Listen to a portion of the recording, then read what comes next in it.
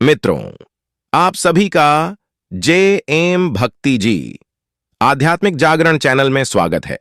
एक दिलचस्प कहानी जो आपने कभी सुनी नहीं होगी। ऐसा कौन सा कुआं है जिसमें गिरने के बाद आदमी बाहर नहीं निकल पाता? एक बार राजा भोज के दरबार में एक सवाल उठा कि ऐसा कौन सा कुआं है जिसमें गिरने के बाद आदमी बाहर नहीं निकल पाता। इस प्रश्न का उत्तर कोई नहीं दे पाया। आखिर में राजा भोज ने राज पंडित से कहा कि इस प्रश्न का उत्तर 7 दिनों के अंदर लेकर आओ, वरना आपको अभी तक जो इनाम धन आदि दिया गया है वापस ले लिए जाएंगे तथा इस नगरी को छोड़कर दूसरी जगह जाना होगा। 6 दिन बीत चुके थे। राज पंडित को जवाब नहीं मिला था। निराश होकर वह जंगल की तरफ गया। वहां उसकी भेंट एक गडरिये से हुई। गडरिये ने पूछा, आप तो राज पंडित हैं, राजा के दुलारे हो, फिर चेहरे पर इतनी उदासी क्यों? ये गडरिया मेरा क्या मार्गदर्शन करेगा?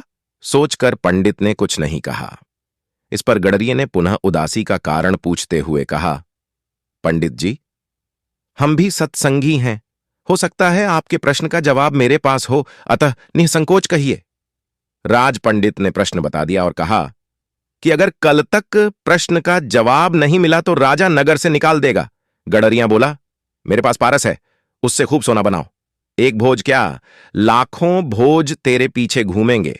बस पारस देने से पहले मेरी एक शर्त माननी होगी कि तुझे मेरा चेला बनना पड़ेगा।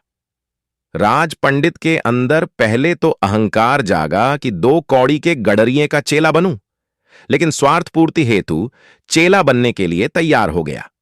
गडरिया बोला, पहले भेड़ का दूध पियो, फिर चेले बनो। राज पंडित ने कहा कि यदि ब्राह्मण भेड़ का दूध पिएगा तो उसकी बुद्धि मारी जाएगी। मैं दूध नहीं पीऊंगा। तो जाओ, मैं पारस नहीं दूंगा। गडरिया बोला। राज पंडित बोला, ठीक है, दूध पीने को तैयार हूं, आगे क्या करना है? गडरिया बोला, अब तो पहले मैं दूध को झूठा करूंगा, फिर तुम्हें पीना पड़ेगा। राज पंडित ने कहा, तू तो हद करता है, ब्राह्मण को झूठा पिलाएगा। तो जाओ। गडरिया बोला। राज पंडित बोला, मैं तैयार हूं झूठा दूध पीने को। गडरिया बोला, वह बात गई। अब तो सामने जो मरे हुए इंसान की खोपड़ी का कंकाल पड़ा है, उसमें मैं दूध दोहूंगा, उसको झूठा करूंगा, फिर तुम्हें पिलाऊंगा, तब मिलेगा पारस, नहीं तो अपना रास्ता लीजिए। राज पंडित ने खूब विचार कर कहा, है तो बड़ा कठिन, लेकिन मैं तैयार हूं।